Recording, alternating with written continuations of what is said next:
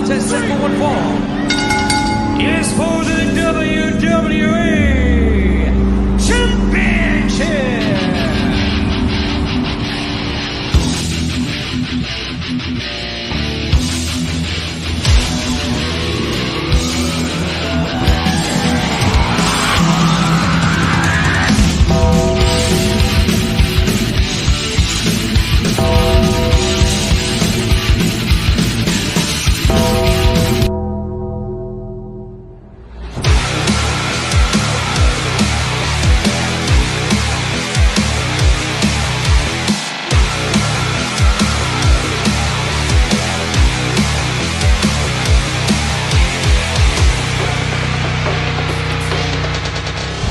Life moves pretty fast.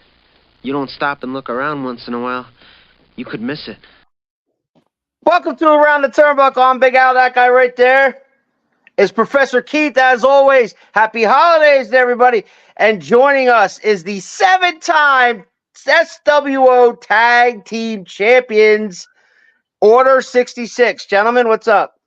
Not much. What's going on? Fresh I like off the intro package. I have to commend the beard though. Like where'd the beard go, Big Al? Where'd the full beard? Oh go? yeah, and I was trying. That was my feeble attempt to grow one. All right, I'm getting older, and these things come in like follicle style over here. So it's like, Gotcha, it's some. I have a summer beard. Some is here, some is not. Gotcha. Whatever. So hold on to it while it lasts. Got it. Okay. Yeah, so I had to go goatee, and I've had the goatee since I was like 21, because that's when I was a big Stone Cold Steve Austin fan, so I kind of went that route. Fair enough. Fresh off of their title defense, Professor, against Rose Gold 2.0 in a 2 out of 3 falls matchup, which you had to call. I did have the call on that one, of course, overcoming heavy odds. Rose Gold 2.0, excuse me. Don't want to violate General KEISEL's trademark there.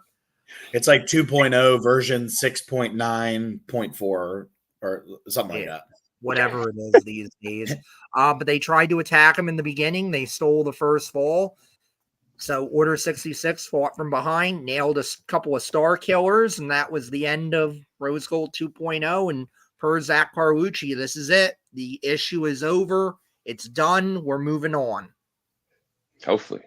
And then that begs the question on what teams in SWO will step up to the champs next. Well, we'll find that out in 2024. In the meantime, I got some comments. Big Dave Motorman, you know him. This Sunday, as we go to a land far, far away, we find the brutal and successful team of Order 66 Around the Turnbuckle and a 3 Beards of Wrestling podcaster as well. Merry Christmas, everyone.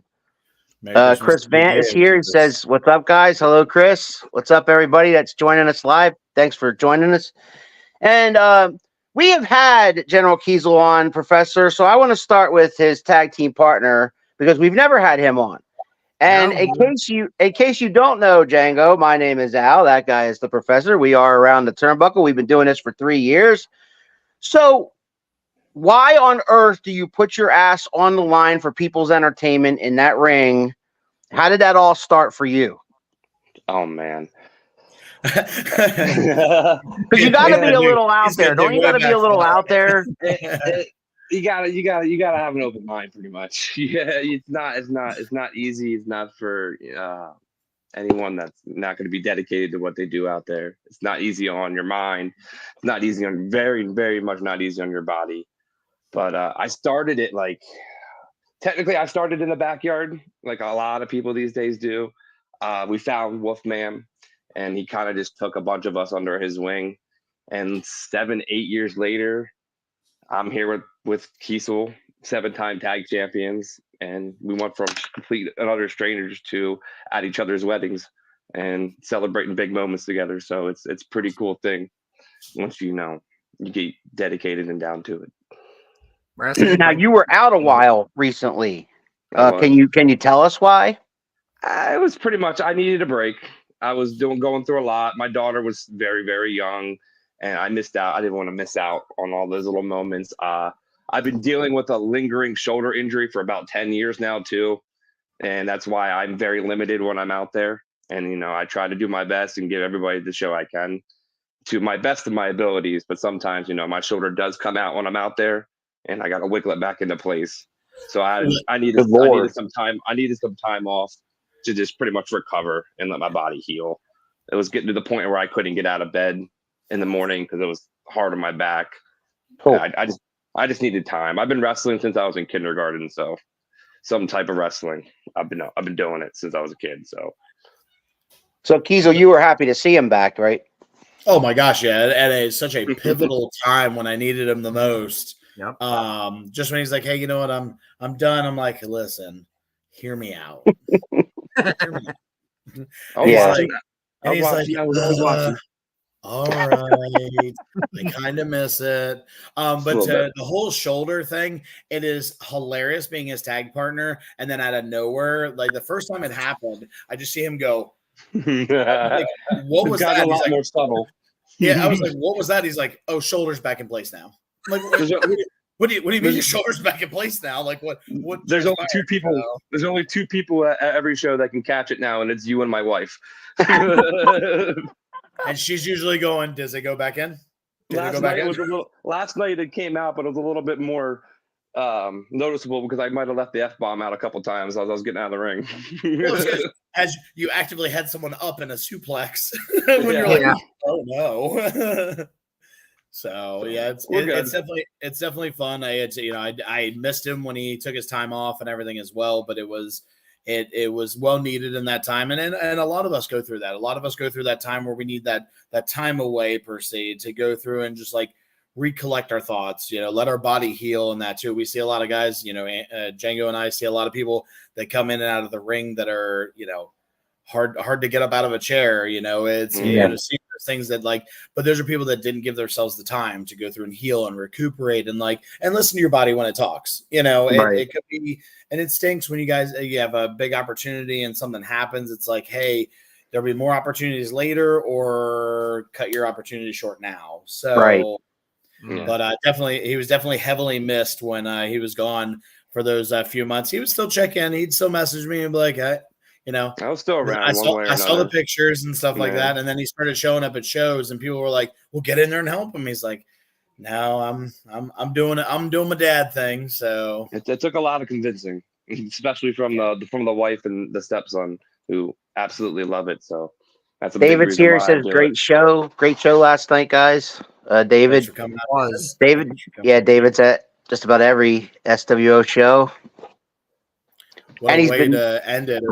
Monumental evening last night and everything too. A good way to end 2023 for them and that too. I was trying to get more on the broadcast table too afterwards for color commentary because I'm trying to win that color commentary award for the year. He's going to be the professor. Award. I just got to see who he's going to win it with. I just want to put myself in you're kind of up against Big Dave and Ace Dallas, and maybe we could throw in Miami in there because of his tickle me turkey comment. Listen, that comment comes up on the Three Beards a Wrestling podcast all the time, the tickle me turkey. So. Has that been released yet? Has that match been released yet? Is that out there for people to watch? Yeah, that's on YouTube. Yeah, positive it is. It just I don't think Wolf's run it yet, but I'm pretty sure that whole show is on YouTube now. Yeah, check out the SWO YouTube channel. Look up Order 66 versus Rose Gold 2.0. Basically, KEISEL hit one guy with a turkey. There was a part where Cody Rhodes was gonna put a pie in Django's or in KEISEL's face. One of you guys moved, and Sean Rollins ate the pie pretty much up in his face. He still smelled like pumpkin pie last night. Like there's still pumpkin pie on the ring. There's still pumpkin pie on the on the ring skirt. Somebody was chewing on it yesterday. It was weird. Yeah, and Miami's reaction to that, you just gotta go to the YouTube channel and see it for yourselves. It was something else. That's awesome. Do you guys? So I got a question for you guys from a fan. Do you guys fight singles matches before? Did you guys do singles matches before tag team? I know KEISEL has had plenty. Django, he was quite a party animal at one point. I heard he was. I didn't do a lot.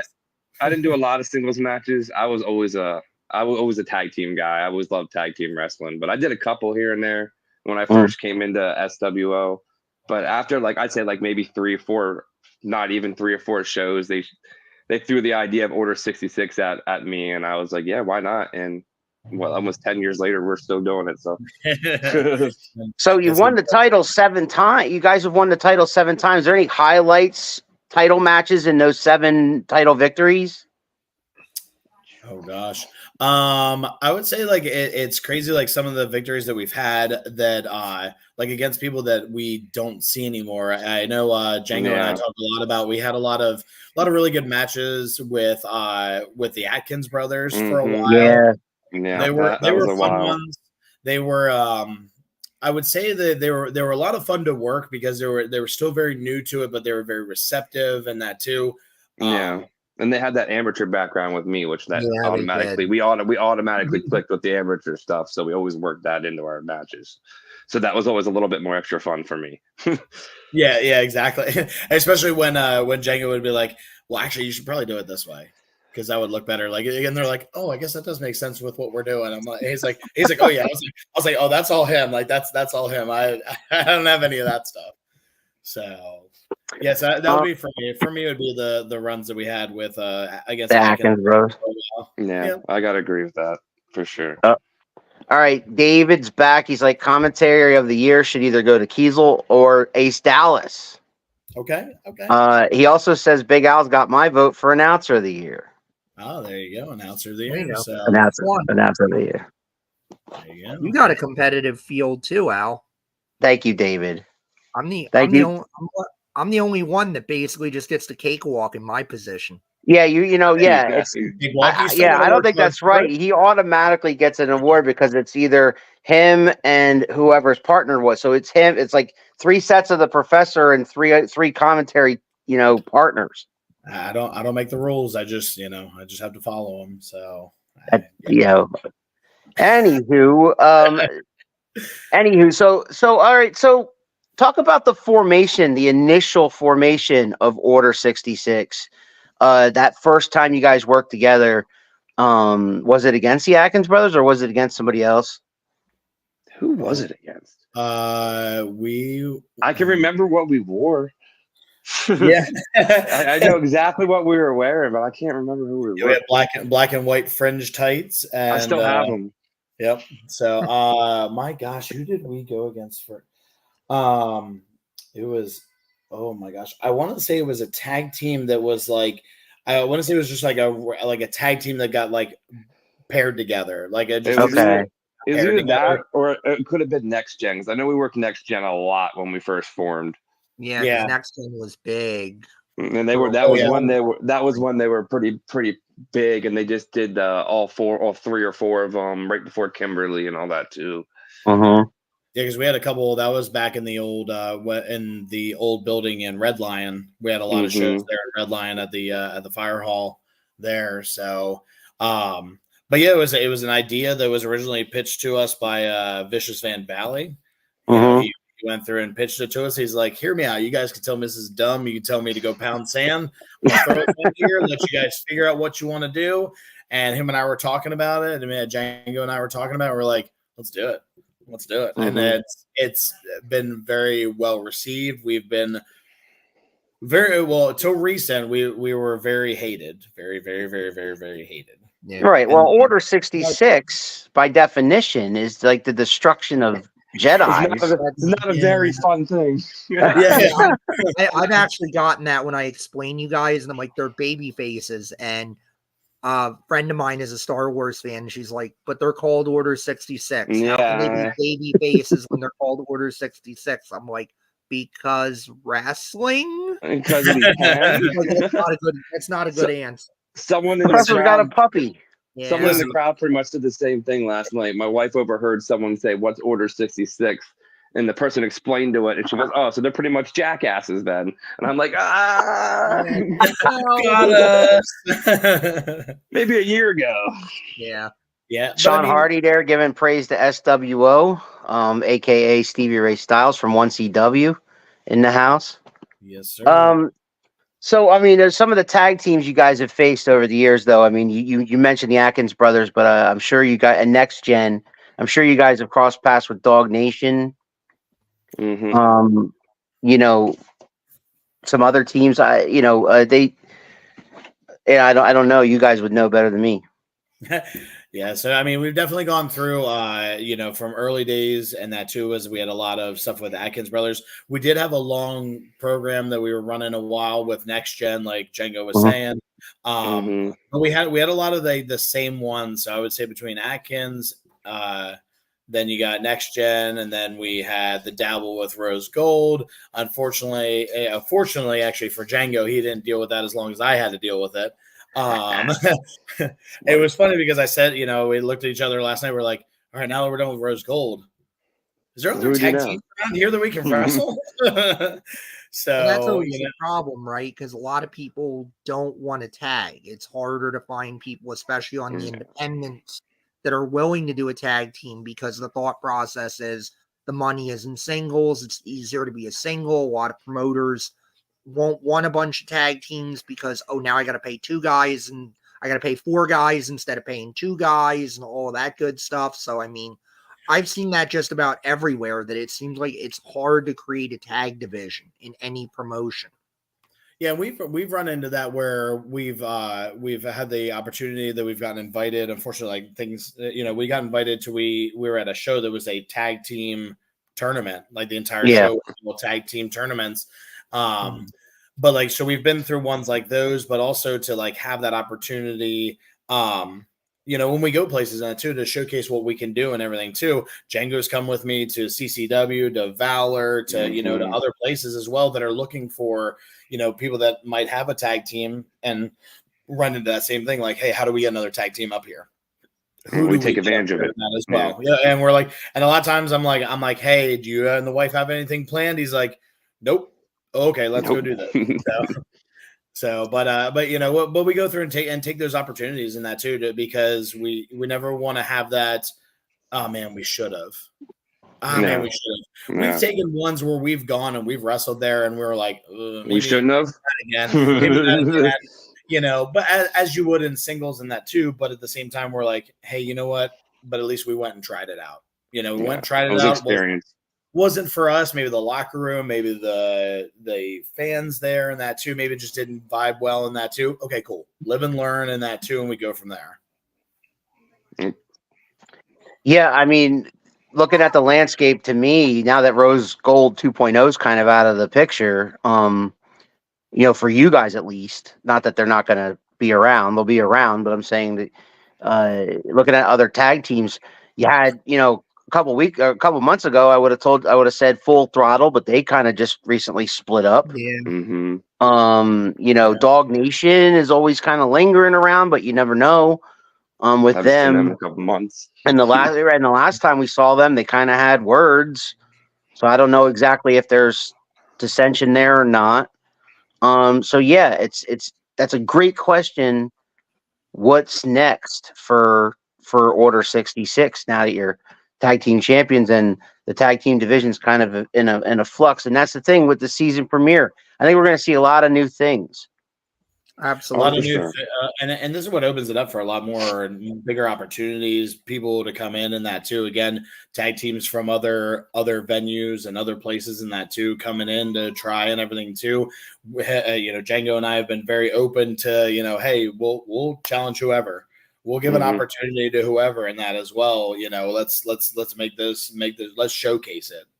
And that's played in our favor too, because we've gotten some pretty good random tag teams. Like when we were at to wrestle Mike Orlando and Ali Rex at the church show a while back, that was out of nowhere, and Mike blew up right after it. So that was really cool. And that was benefited in our favor. Learned a lot from that match. I got a question here from Sean Hardy. He's like, do you guys find it challenging if one of the team members gets hurt and is out for an extended period? During a match, or I mean, I would say it does. I mean, when we get to tag team wrestling and that too, and that's where I tag with Django month after month and that too, and him and I talk on the regular, even someone has a baby that too, just to make sure hey, everybody's good. I mean, Django's got another baby coming and that too. So like not really an injury, but like what do you do in that time frame and that too? But we prepare we've for it. We've had to deal with that before too. We lost our titles before because my first daughter was born. I couldn't make it. So fun fact, his first daughter was born and we had a tag title defense. And I was like, well, defending it alone. No, But keeping those options open in that too. And it's hard too. Like, he knows it as well as that, like if he's having a ride issue in that too, give me a call. I'll pick you up. I'll make sure you get there in that too, and vice versa. I could count on him to go through and do the same for me if something happened. So having that, and that's where some tag teams miss that luster and they miss that chemistry and everything too, because they go through because tag team. I got to take care of Django just as much as he's got to take care of me. Oh yeah, it's a 50-50. It's a 50-50 relationship for sure. Yeah. I'm gonna piggyback off of what he asked, and I'm gonna say that you guys were talking about if one of your team members is out with an injury, like, and can't compete. What about during a match? Has it happened during a match where you can physically, something's wrong with him or the other? And I would tell him. I would straighten his back at him. And he would usually it's a real quick tag, and he'll go. I'll see his eyes. I'm out. I'll get right out, and I'll take like 10 minutes, and then. That's the worst. Is like I've had to look at him and he just knows and he puts his hand out and I'll tag out real quick and then I just need like 10 minutes and then I'm usually good. That's the worst we've gotten so far. Nothing like neither one of us had to not be able to finish. Right. We wrestled against the Wild Kingdom, so we wrestled against Tony Mask and Goat Boy, and Goat Boy had a time where Goat Boy came up and was like, I'm gonna throw up, and just tagged out, went under the ring, under the ring, and like we're like, all right, let's and sometimes you have to call that audible. Stuff like that happens that it's like, all right, we weren't planning on it, obviously, but where do we go from here? Because the fans still deserve that good quality match. All right, we'll figure it out, and that's where him and I have done a really good job of picking off of each other and seeing where each other's at, and like what can we do to really capitalize on that moment, make that moment.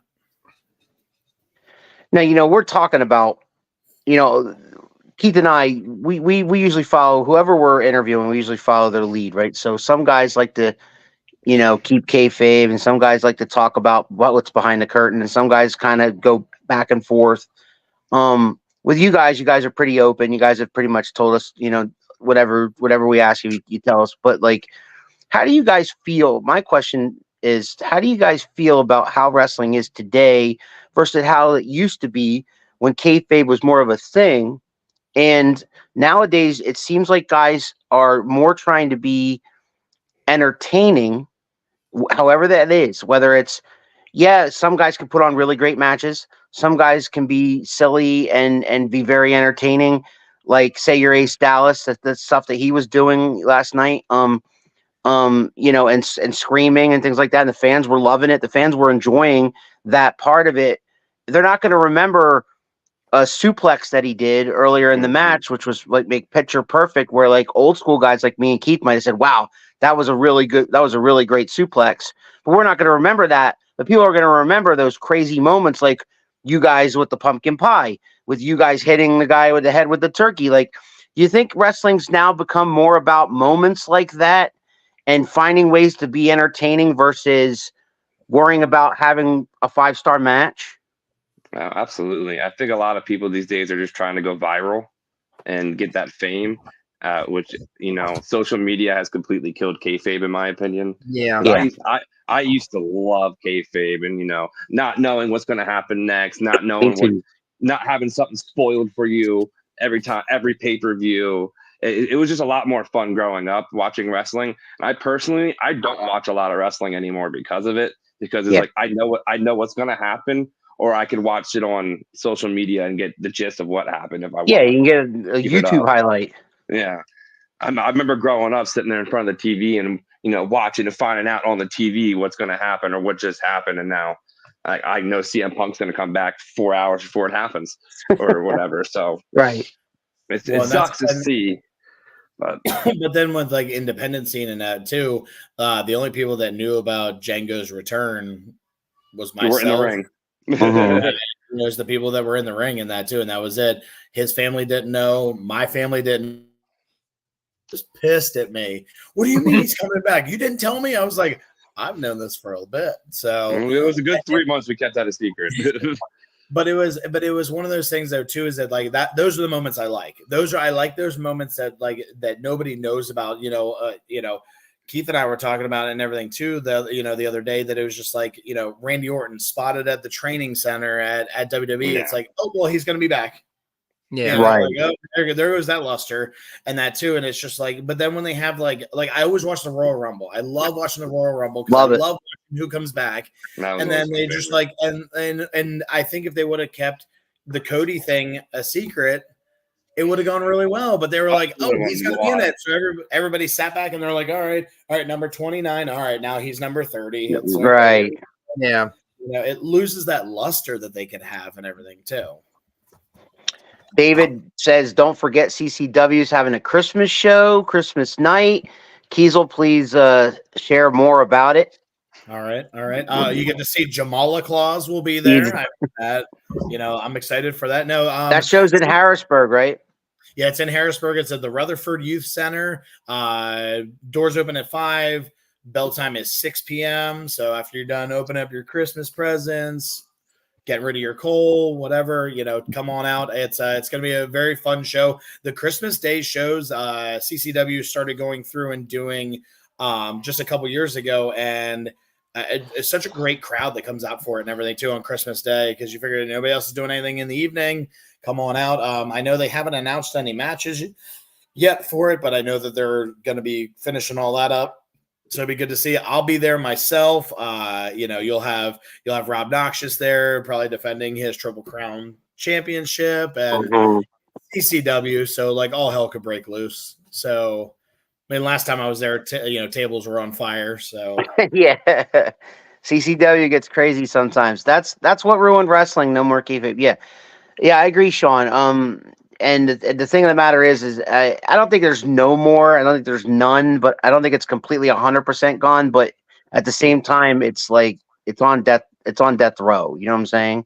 It is, and unfortunately, a lot of it is the boys' fault, because the boys will talk on social media and will blow things up and be like, "Oh, I'm mad about this," or this guy, this thing, the other thing. And it's like I always say, everybody knows movies are not real. Everybody knows, and Al's heard me say it 100 times, so he's going to hear it 101. Like Die Hard, right?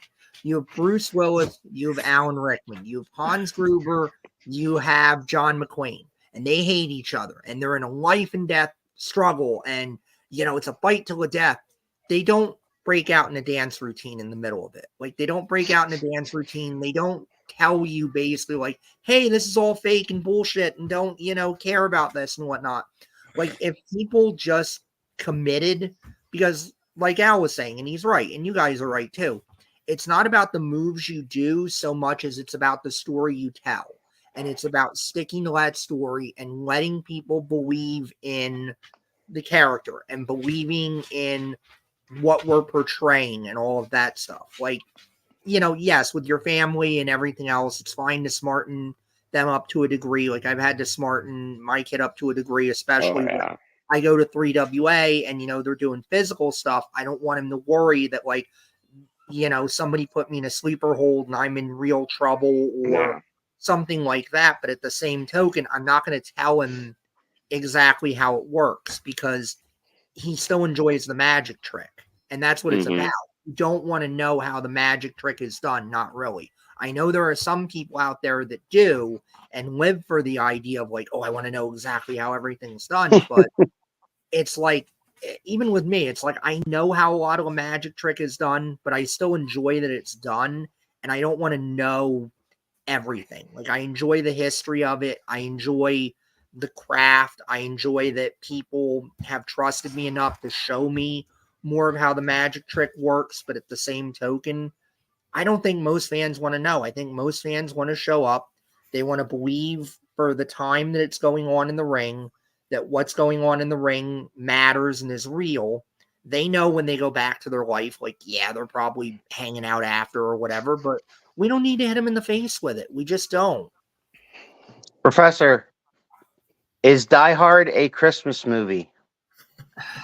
I knew the question was coming. I knew it was coming. Yeah, I should have known when I mentioned Die Hard. It takes place on Christmas, and I'm somebody that will say Gremlins is a Christmas movie. My wife would too. Don't worry. Because Gremlins is a Christmas movie. Yeah, Gremlins is a Christmas movie. Yeah, it's a very dark Christmas movie, but it's a Christmas movie. Well, Bruce Willis said that Die Hard wasn't a Christmas movie. I mean, and so I believe him. Yeah, but Bruce Willis says a lot of things like Bruce Willis. Well, he said this years ago when he was. I was going to say before he lost his mind, he was kind of an asshole for most of what I heard. So they need to make sure the ropes are tight. Andy's complaining the rope. You guys complain that the ropes are a little loose? I did have a fan. No, I meant the wrestlers, Keith. Oh yeah, we were like we even said we were like ropes are a little loose there. I don't jump off them much, so it doesn't affect me. Yeah. I mean, I know at the Red Lion show they were really loose, but I know we were also having an issue with the ring that night. Yeah, and I mean, that goes back into the whole you got to adapt, you got to go through stuff like that happens. We break a board in the middle of a match all the time. I was in a match against Adrian Starr, and he did a move to me, and my whole back end went through the ring. And we're like, what do we do?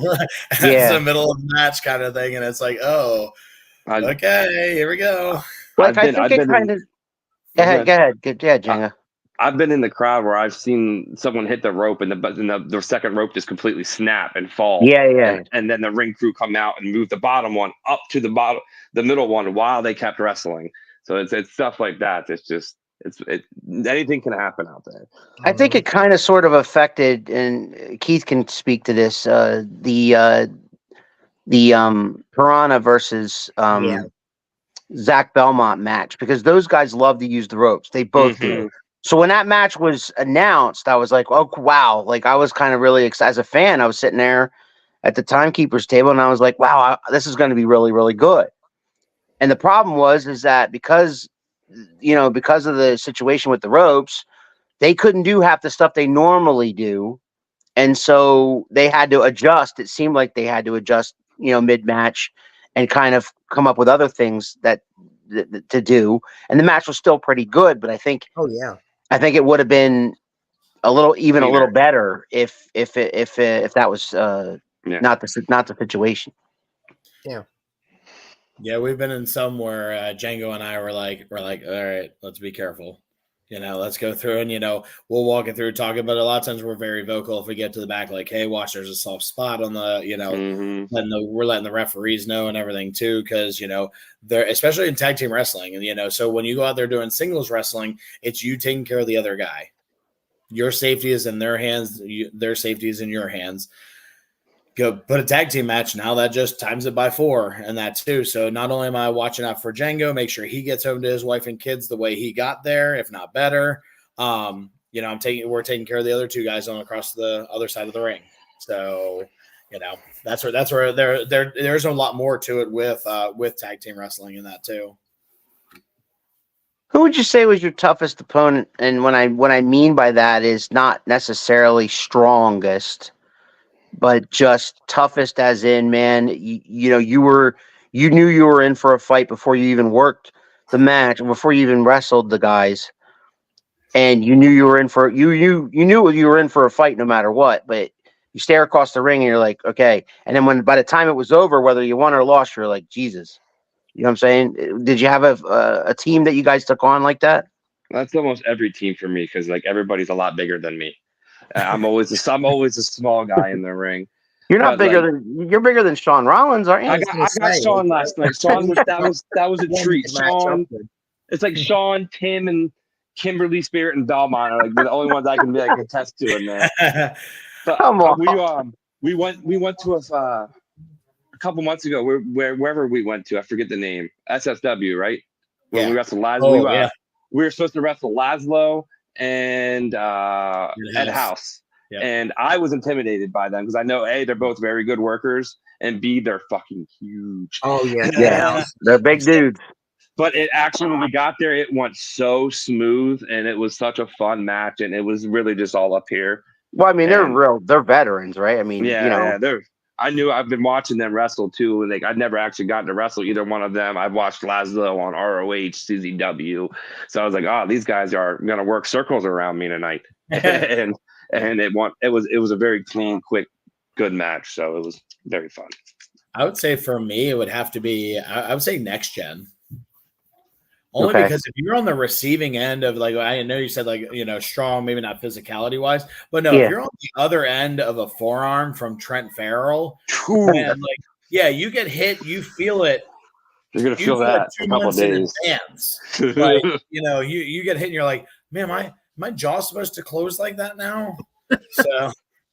But I would say for overall for us, I think next gen, and that was the first time that Order 66 had anybody that we went up against that the numbers game we were outnumbered, and that too. So for a little while we had Chris Burns as our manager, so we had a little better numbers game, but that was the first time that we were very outnumbered because they were in full force during that time.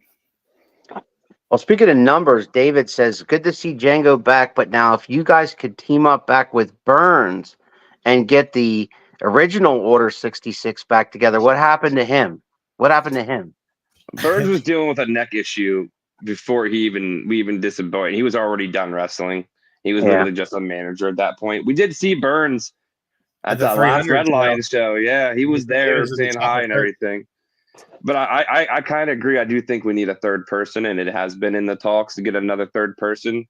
And there's been a name thrown across a couple of times, but we just we'll see if it happens. Yeah. Interesting. Yeah. Stay tuned, David. Stay tuned. Yeah, because I was going to ask about that with you guys, because now you're 7-time champions in SWO, so you're kind of like the Dudley Boys, right? Where you mastered the division in that promotion. You're the dominant kind of gold standard top team. So how do you then come in and approach it to be like, how do we do something new? How do we do something unexpected? Especially as baby faces, how do we make people view us sympathetically and not just walk into it thinking like, oh, well, they win all the time, so I don't have to care or get sympathy for them because they're just going to win. They're that good. How do you create that interest still? I think the open challenges help because it's then open for, so it's not like, all right, we're gonna wrestle against these guys, and we know we can go on YouTube, watch their style, watch things they do, just playing that roulette game and that too. That I feel like Django and I do so much better when we're doing the off the cuff. We're trying to figure out especially back against the wall. We went into it, lost the first fall. And that too, and I was like, "Oh man, we gotta hit back." So I think for us, we do better in those circumstances for ourselves. But and we constantly go through and like change up. We've the whole all our move set and everything too has progressed over the years. Yeah. Like it changed, and there's times where we've tried something, we're like, that's not gonna work. Oh yeah, like last night.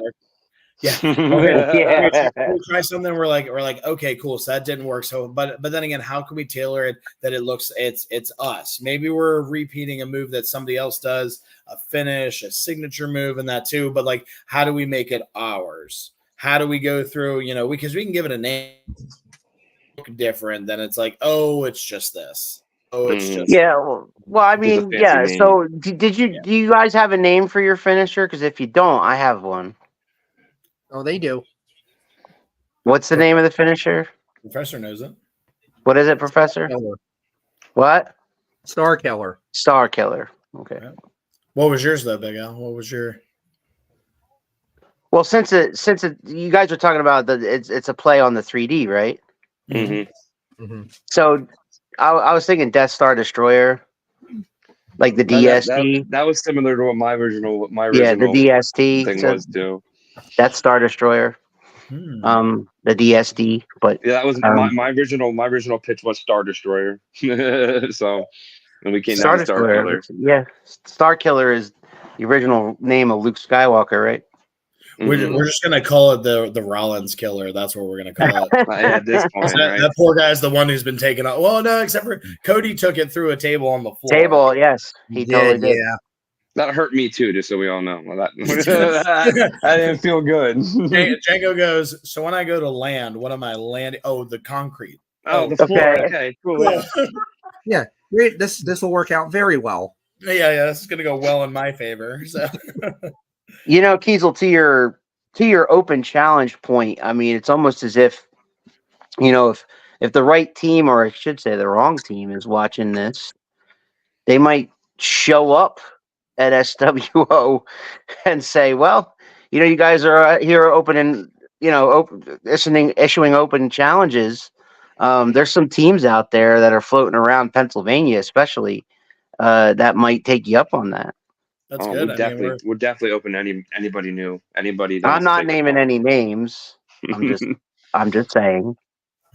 But definitely going through, and it keeps us, but it also keeps Order 66 modest, and it keeps us going through. And it's like, at no point we're like, oh, we've wrestled these guys before, we got this. Even if it's somebody we wrestled 6 months ago, and that too, a lot can change in 6 months. So it's we definitely keep it on our toes and stuff like that too. A lot of people go through and they're like, well, have you wrestled so and so? We haven't, but bring him in.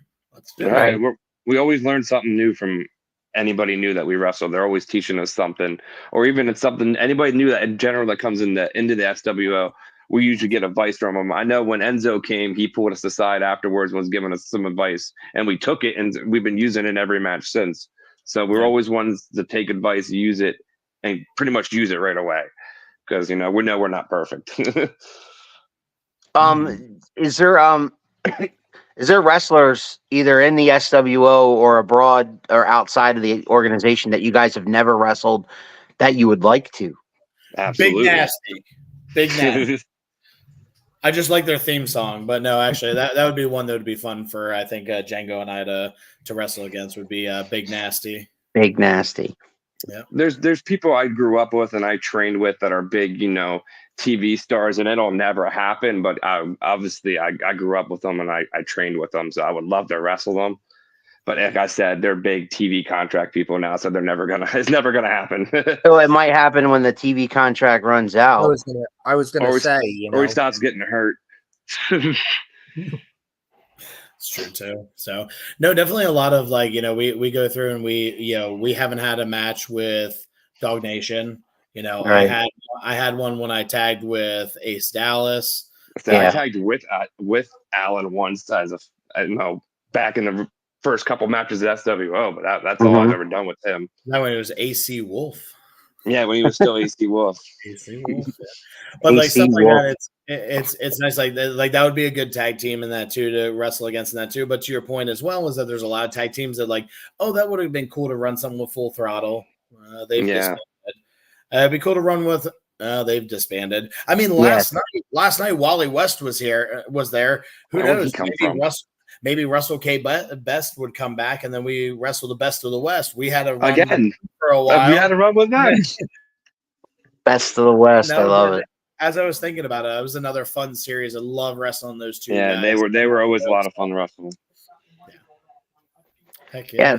So only time will tell. And on January 20th, you guys are back in Seven Valleys for the season premiere of SWO, as SWO presents New Heights. And much to its living up to its moniker. I remember last year's New Heights was another corner that was turned by SWO, and now here we go again. We're back in January. It's coming up, and you guys are gonna turn another corner in SWO. Yeah, I've heard some potential matches that might be happening on that show, and if everything I heard about comes to fruition, the fans are going to be very, very excited. It is going to be a big show, lots of change, really going to set the tone. Well, they do have one match announced, and that match is Trace Parker versus Tim Rush for the Unlimited Championship. What do you guys think of that? Oh, I hope that Trevor beats the hell out of Tim Rush. Trevor. Who? I mean, Trevor, we got a preview of that last I said night. it wrong. Tom. Tom. Thomas. Yeah, that's it. Tom. Yeah, I'm going for Tom too. No, He I had definitely trouble hope, finding a partner last night, and he found Ken Andrews. What a shock! out of all that places, was. Miracle. I was talking to the professor about it. I even saw Trevor outside, like talking to a homeless person, trying to get them to wrestle, and they were like, "No, I just want a cheeseburger," and then he left them high and dry. I don't A hot dog. Yeah, hot dog and a handshake or something. Travis is amazing. He was coming near me at one point. I thought maybe to ask me, but I had to be somewhere else very quickly. Had to visit the Porcelain Express. I used the work excuse when he came up to me, so I think he missed the boat. I think he should have asked Corporal Chaos. No, Corporal Chaos had enough to worry about with the Canadian Wolfman. I was so excited to see the Canadian. Oh, he was. He's like a kid on Christmas. Through the moon. That was my appropriate. That's my Christmas gift was the Canadian Wolfman. That's all I wanted to say. That's what I was talking about on the Wednesday show. Mm-hmm. Yeah, absolutely. And he did make an appearance. He had the Canadian Wolfman tights on and all that. The pants on, the ripped pants with all ripped apart, like he Incredible Hulk through those things. Or whatever he does, I don't know what he does to prepare for that. But I don't think you want to know. I don't want to know. Yeah. No, definitely a fun show. It's great to see like how SWO is like because Django and I wrestled for SWO for a long time and that too. And you see when companies change hands and they change ideas and directions, all for the better, and that too, just getting better and better and better. The product, the quality, everything, getting in there and that too. And that's nothing to anybody who was previously doing it before. It's just, what was available, what's there, venues, talent, whatever it is, it's nice seeing where it is now. And like, that's what keeps people coming back and wanting to watch those matches because they want to see, I want to see Tommy Parker go through and beat Tim Rush. Like I'm invested. I'm invested because that's a damn good storyline, and that's what I'm invested in and everything too. So like to see that and like keep building on. That's what me growing up. That's what I love. That's what tuned me in every Monday. You sit there and watch Sunday Night Heat, and we get ready to go into a pay-per-view, and they would cut it off right at 8:00, regardless of anything going on. You're like, and you couldn't go to the internet and find out or whatever too. You had to wait till Monday and that too to find out what happened or. Yep. So. Different times, man. Different times. It's true. Very true. Yeah, I mean that's why they kept you on the edge of their seat and they kept you wanting more. And the thing is, with SWO Faithful Band, there was a lot of people there last night. It was Christmas, the week before Christmas. You guys don't know if people are busy, people are spending money on their families on Christmas, and the SWO Faithful showed up. They thoroughly enjoyed themselves. And man, I'm glad that I was even a part of it. And next month is going to be just as fun. We're gonna have good times in Seven Valleys again on January 20th. And again, KEISEL will be at CCW on Christmas Day. In Harrisburg, if you want to see him, if you want to see some CCW out there, hit him up for tickets or anybody from CCW, Rob Noxious, Jamal LaClaus, Shane Sanchez, all those guys, hit them up for some tickets because I'm sure that's going to be a blast on Christmas Day after you're done with your families. And it's Christmas night. What are you going to do? You're going to sit around and watch It's a Wonderful Life for the 100th time, or you're going to go see some wrestling locally, and definitely support your local wrestling. That's what we're all about here on Around the Turnbuckle. Is there anything else that we have not talked about, gentlemen, that you would like to and/or promote? I mean, besides, yeah, we got, I see a lot of really good things happening for us.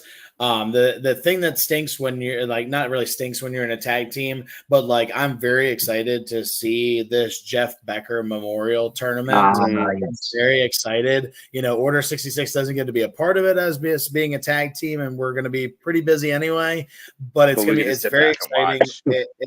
But it's very exciting to see and watch and know and everything too. So like when we talk about supporting, I always like to go through, hate to go on a soapbox, but support indie wrestling, come out to a show. If you've never been to one and you're like, I don't know, go.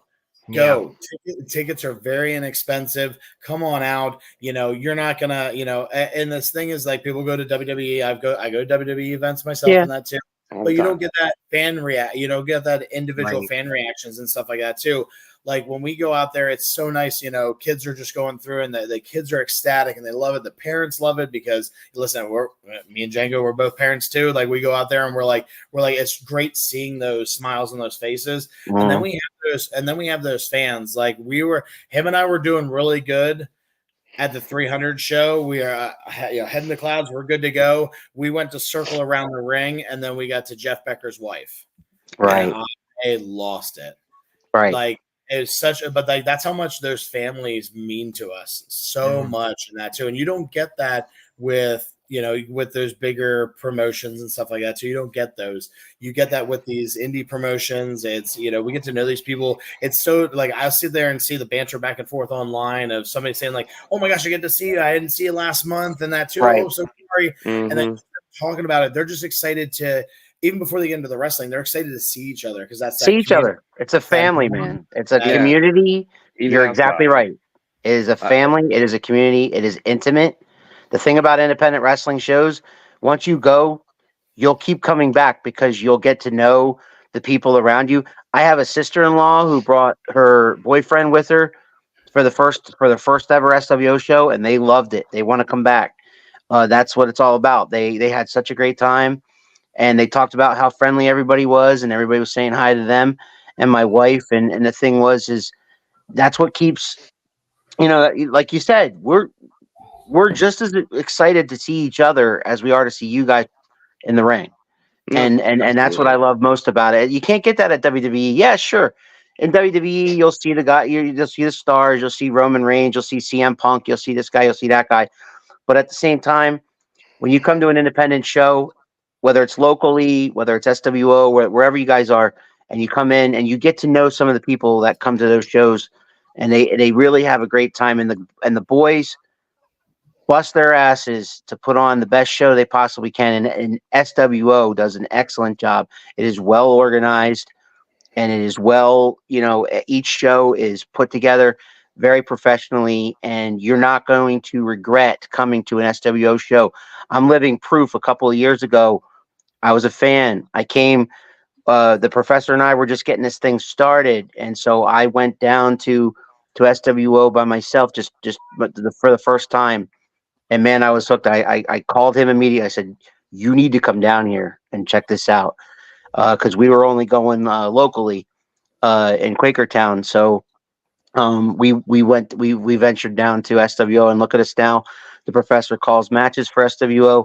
I ring announce for SWO, and everybody has accepted us with open arms, and we thank each and every one of you, and everybody that comes up to me, and hugs me, and every time I'm there. Keep doing that. I love that. I love when you guys are happy to see me. And Merry Christmas to everybody. And you guys, General KEISEL, Django, you boys, excellent match. And I'm going to give it to Rose Gold 2.0 too. They gave you a hell of a fight. Came up short, but they gave you a hell of a fight. 2 out of 3 falls.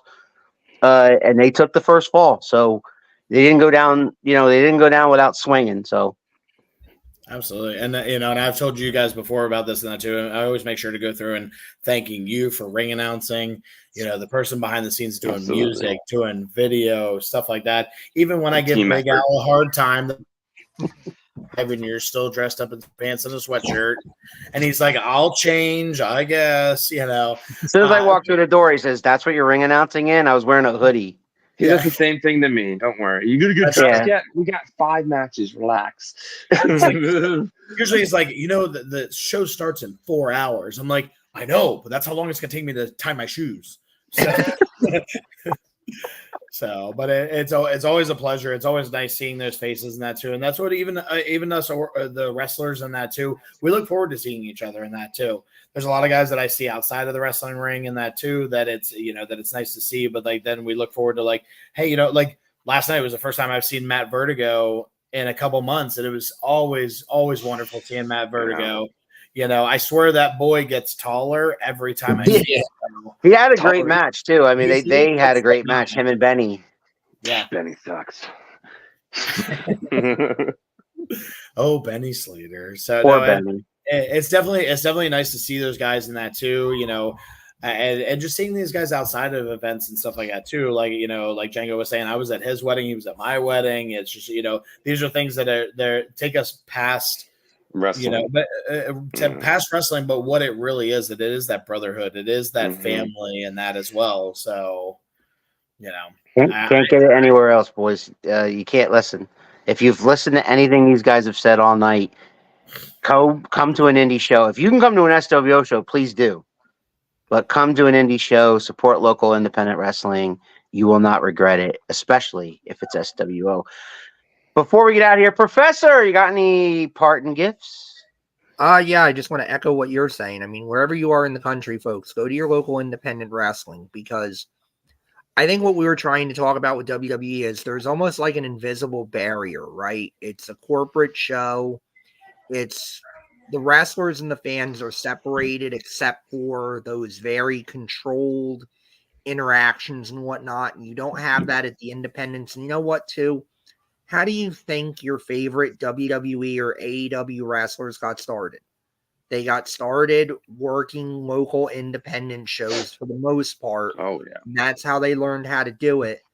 And to me, when I see somebody we've talked to on Around the Turnbuckle or somebody that I've had the privilege to work with and whatnot, up there on the big shows, it's great. I mean, look, I called a match this year with Carlito involved. Now he's back on WWE and he's back on WWE TV. Like, how cool is that? Awesome. And that happened because I went to my local independent shows and luckily got the chance to, break into the business and do what I do. And like Al said, every one of you that comes up to me, I got a great comment from a new fan yesterday that said he was enjoying the show by listening to what I was doing. And that's great, guys. I mean, that's what it's all about for us. We love when you come up to us and tell us that we're doing a good job. And I'm sure if you're a heel, and people tell you suck, like that's music to your ears. But I get told I'm suck at 3WA. Well, you do. So, like, that's just truth. That's just truth. That's a different guy. Yeah. Whole different guy. He's slightly bigger Al. Yeah, a little slightly bit bigger Al. Yeah. A little more hair. Yeah. Got in the ring with Roadblock and told him how much I felt about him. So, that guy's big. He's a big dude. Anyway, we want to wish you guys and everybody that watches us and supports us a very Merry Christmas and Happy New Year. You celebrate. And happy holidays to those who don't celebrate Christmas, and Happy New Year to everybody as well. The Professor and I will be back on January the 7th. We are taking a 2-week hiatus because next week is Christmas Eve and the following week is New Year's Eve. And both of us will be pretty 3 sheets to the wind on both of those nights. So we're not going to do Around the Turnbuckle, although I think it would be pretty funny. I would love me 3 sheets to the wind on Christmas Eve. I'm going to be busy. Let me tell you. I'm gonna have the longest honey-do list. It's going to be great. Okay. But either way, we're not going to be here. So on January the 7th, we'll be back with Around the Turnbuckle at this same time on this same channel with Stevie Ray Styles, the owner and CEO of 1CW.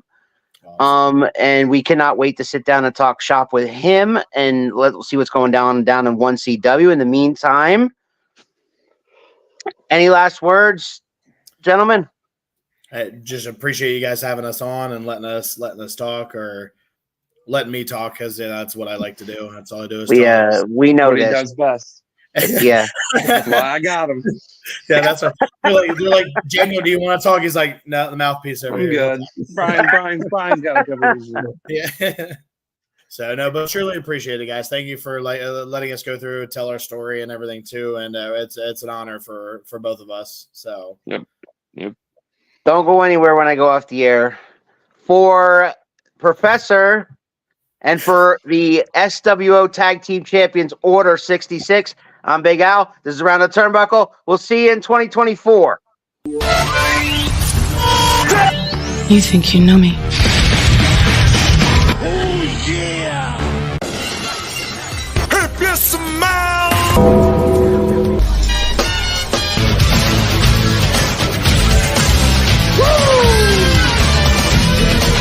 Calculations are correct. When this baby hits 88.